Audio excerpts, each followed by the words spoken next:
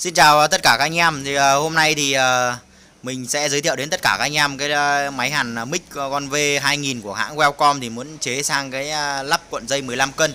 Thì cái này để lắp cuộn dây 15 cân ở bên ngoài này nó rất là tiện. Đấy, thì nếu các anh em thấy video này hay thì hãy like và chia sẻ đến tất cả các anh em mình thợ làm ngành cơ khí để mọi người có thể là biết, và để nếu anh em nào đang cần mua máy thì có thể là chọn và có thể là làm theo như thế này thì nó rất là tiết kiệm hơn so với những nếu anh em là không có điều kiện. Đấy.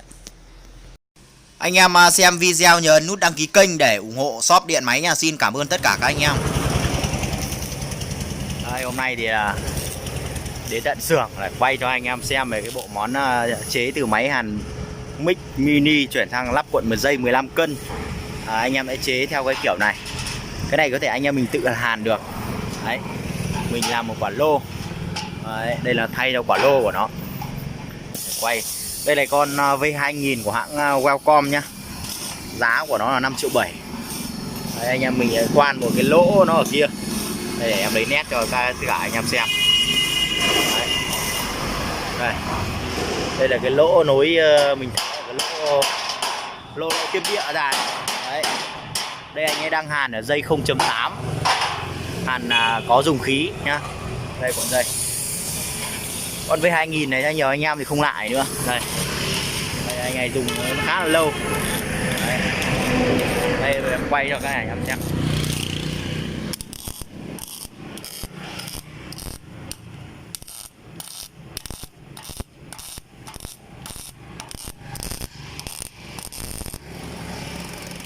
Hàn rất là nhanh, không phải vệ sinh nữa. Nhìn không giống hàn que. Đây, nếu anh em nào mà đang cần mua cái máy hàn mic như kiểu này thì cái giá tầm như này nó cũng khá là mềm. Còn nếu anh em nào có điều kiện thì dùng những con to hơn lắp cuộn dây 15 cân. Còn nếu không anh em nào mua những con 5 cân như này thôi thì về mình chế thành những con như thế này. Đấy, cái cách nó chế cũng rất là đơn giản. Anh em mình hàn với khung như này. Đây, em nhìn không? Cái này mình làm một cái quả lô. Một là mình có thể mua cái quả lô ở trong máy của hãng này luôn, hoặc là mình nhẹ chế thì nó rẻ hơn mua quả lô thì nó nhìn nó trơn tru.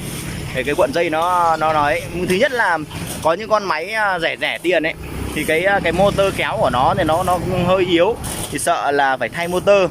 Thì có những con Wellcom 2000 này motor của nó khá là khỏe. Đấy, có những con hàng nhái thì nó rẻ thì cái motor của nó rất là yếu, thì nó không kéo được cái này, bởi vì cái này nó rất là nặng. Đấy, thì nó không kéo được thì nó không bền, mà nó hỏng motor thì mình lại phải thay. Đấy, để cho anh em xem.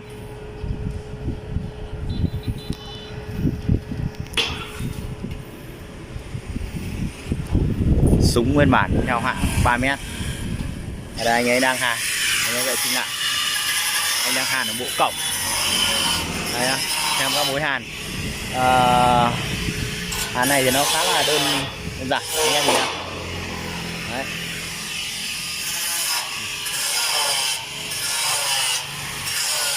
Các mối hàn đấy anh em nhé. Anh em nào mà cần tư vấn này, mua máy hay là các loại máy hàn thì liên hệ với shop điện máy ở bên góc màn hình nhá. Xin cảm ơn tất cả các anh em. Shop điện máy xin kính chào tất cả các anh em.